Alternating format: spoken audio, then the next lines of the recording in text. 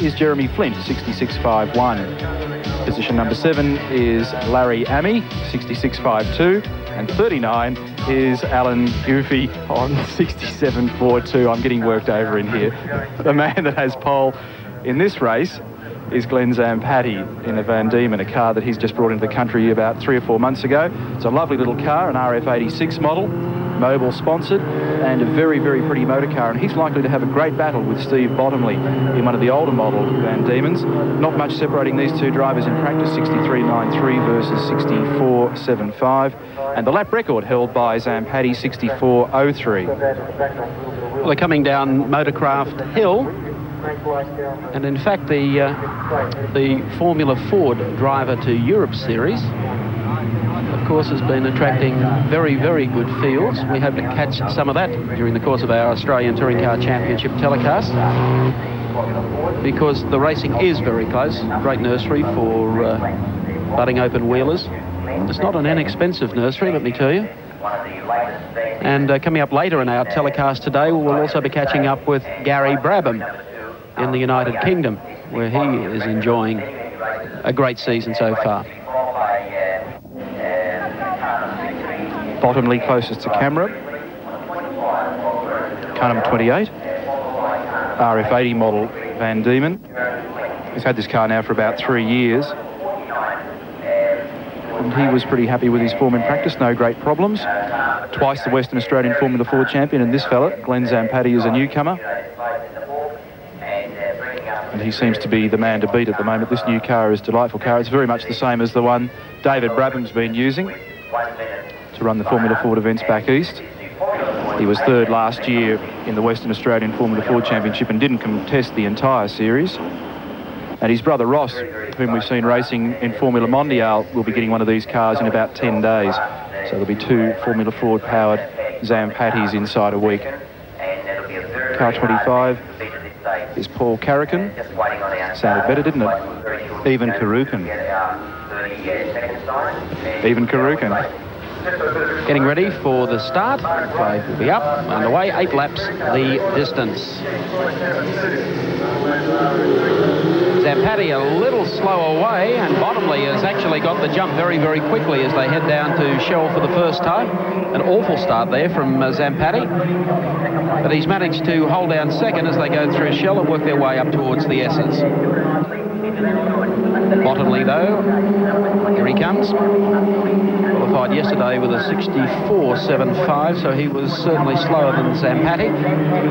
But it's up to Zampatti now to put the pressure on as they head down towards Park Royal right-hander for the first time, and he's already making the moves. Zampatti having a look on the inside as they come down to the right-hander at Park Royal. Oh, and Bottomley's car just getting a little sideways as he came out. Zampatti just gets right under the slipstream of this car as they crest the top of the Motorcraft hill and makes a run now. This will be an interesting comparison of horsepower, and Zampatti just eases across very gently, and in car 71 has the lead before they complete lap 1 of 8. Zampatti across the line. Bottomley still in second as they go down to Shell and the right-hander for the second time. Bottomley doing it just a little bit taily through that turn. Bottomley, English-born, came to Perth about 4 years ago. Petroleum geologist with a company here in Perth. He didn't do any racing in the United Kingdom, but he did some practicing at Brands Hatch, and that's where he first discovered his love for Formula Ford. And once he established himself in his career over here, he was able to afford some Ford racing, and he's doing pretty nicely. He was the winner at this corresponding round of the local Formula Ford Championship here last year.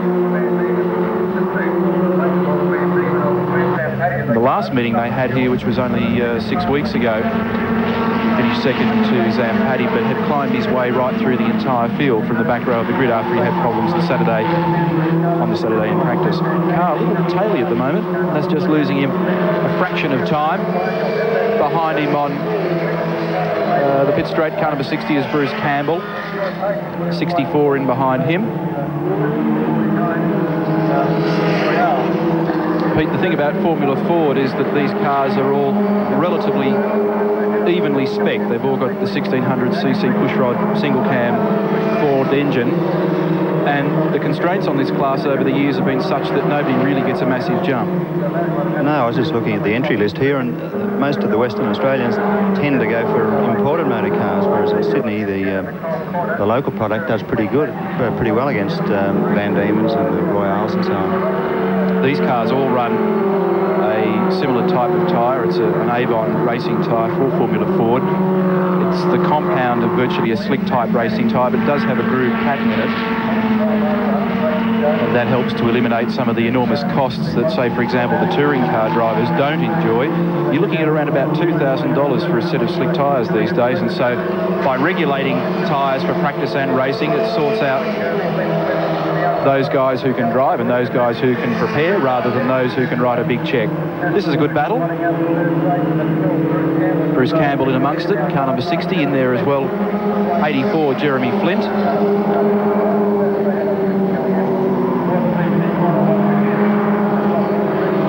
The other driver involved in that is Paul Karukin in the Royale. That's where the main interest is in the race at this stage, heading down to Cold Corner and having a big charge here. So Karukin now goes up into third position in the Royale.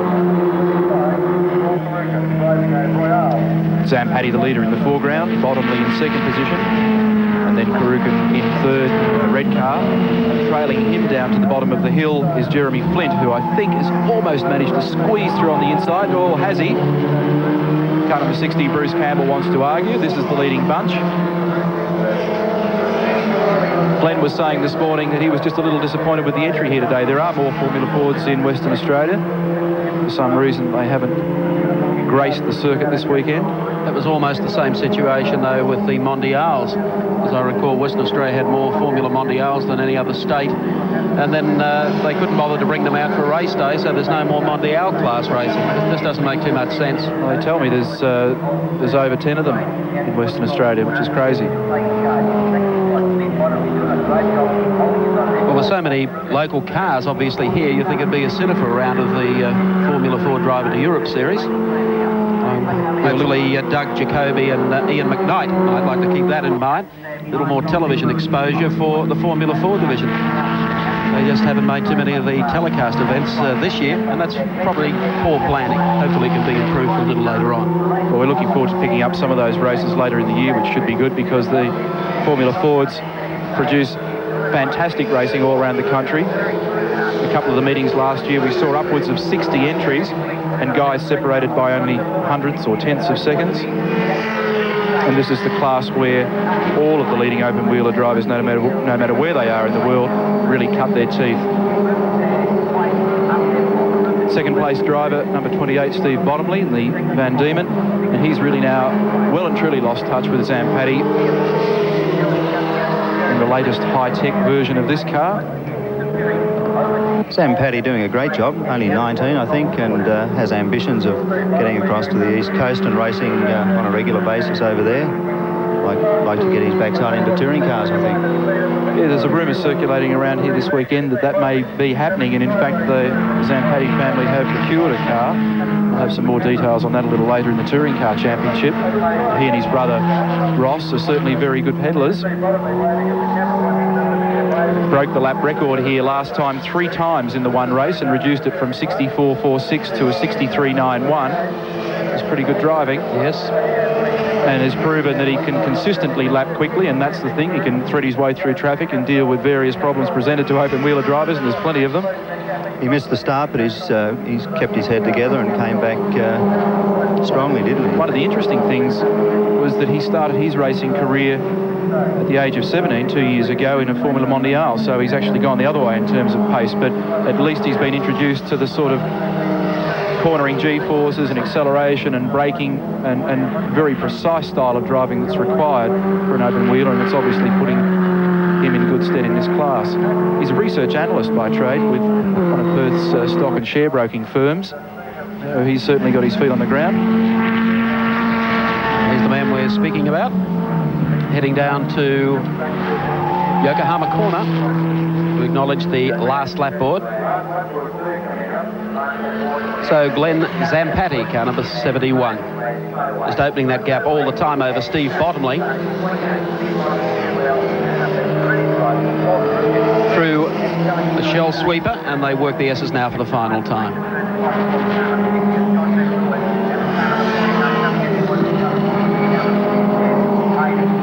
He's made it look very, very easy. That's the mark of a good driver, seeing he didn't win the start. Now down to Cobb Corner, the right-hander. The run up to Motorcraft Hill. Zampatti will have this one locked up completely.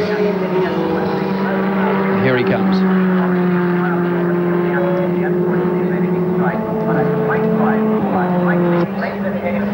The Motorcraft Formula Ford Western Australian Trophy Race. No doubt who it's going to go to. Glenn Zampatti, the Yokohama Corner now for the final time. Accelerates out of there, and he's going to go on and win very, very comfortably indeed. Ended up being a 4-second gap between Zampatti and Bottomley, and third place Paul Karukin, car number 25. 4 seconds in 8 laps, so it just goes to show it doesn't take much to start opening up a big gap. Half a second a lap he pulled away. It's enough to give him a very comfortable victory. Motor racing, very, very close business. Confirmation of placings on the Castrol scoreboard. Glenn Zampatti, the winner in the Van Diemen from Steve Bottomley, and in car number 25 in third, Paul Karukin in the Royale.